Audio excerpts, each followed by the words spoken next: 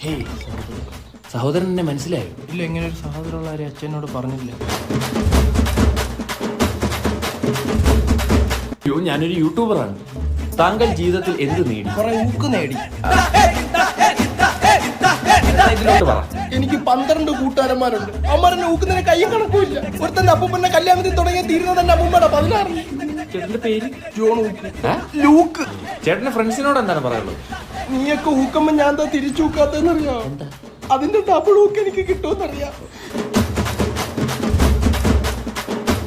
ഇതൊക്കെ വരണം കേട്ടോ. പോവാം.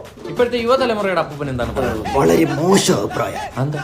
ഞാൻ ഒരു ദിവസം നോക്കിയപ്പോ ഒരു ആണും ഒരു പെണ്ണും അവിടെ വന്നിരിക്കുന്നു. എന്ന് പറഞ്ഞത് എന്റെ ഒരു രസം വേറെ.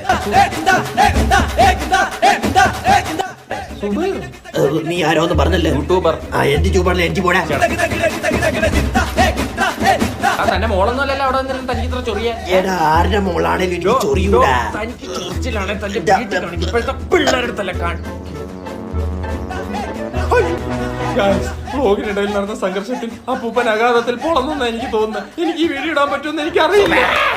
അപ്പൂപ്പൻ ചത്തിട്ടില്ല.